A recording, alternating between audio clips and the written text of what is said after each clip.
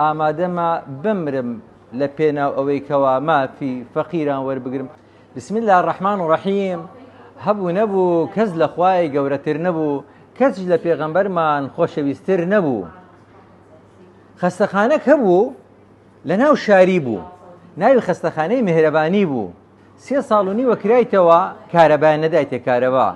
کەچی پێشەوەی خەستەخانەکەی بکە وەچی سیاجەکانیان کوتا گوتیان لەگەر کرانەوەی خەستەخانەی کارەبات دەدەینێ.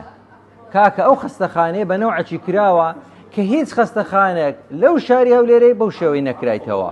مەحافز هات، وەزیری تەندروستی هات، مدیر عامی ئیستیسماری هات، خەڵکی زۆر هات، چەپیان لێدا گوتیان دەست خۆش بی دکتۆر دیلێت. خوا خێرت بنووسی. لەو خەستەخانەی هەتاکو ئێستا کە زیاتر لە 1500 نەشتەرگەری بەخێری لێکرایە. یعنی خەر کاتینە گوتیان پارەمان نییە بەردی زەرداومان هەیە، مەش گوتمان لێدەن سەڵاواتی لێدەین. یەکەم خەستەخانە بوو نرخی عیادەی کردە سەڵاوات، شتیوهالە نەبووە پێشتر.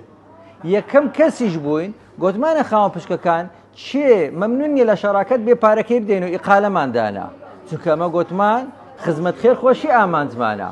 ئەوجا ئەلەو شارەی هەواڵی گەرم هەبوو دایانگوت هەر جێیەک کێشەک هەبیتن پێمان برێن ئەمە یەکسەر دەیگەینین. باشە ئەو هەواڵی گەرما لۆ لە بۆمە سارد بوویتەوە، لۆ جواب نادرێتەوە، لۆیەکە پێویستە لەسەر هەمووان برین میهرەبانی هی هەمووانە لۆ هەمووانە. خۆشبەختە ئەوەی بەشدارە لە میهرەبانی.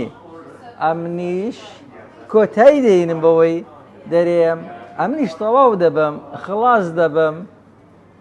ئەوەی لۆم دەمینێتەوە تەنها ئەوەیە کەوا بە نەرمونیانی قسەکانمان دەگەینین، بەڵام ئەوەی گۆدیتی حەقڕەقە غەڵەتە. حەق نەرمە بەڵام جورئەت و غیرەتی دەوێت لە گۆتنی حەق. گەورەترین جیهادیش گۆتنی کلیمەی حەقها. و من قوتیلە دوونە مالیه فەهوە شەهید.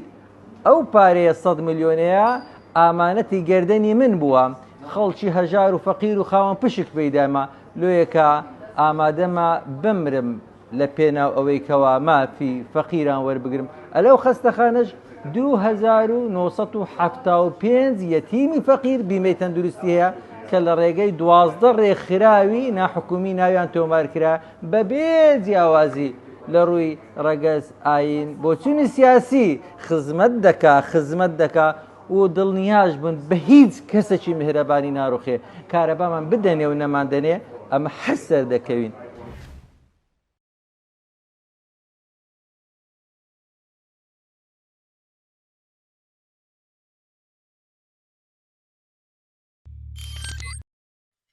میهرەبانی دڵسۆزی و لێزانی.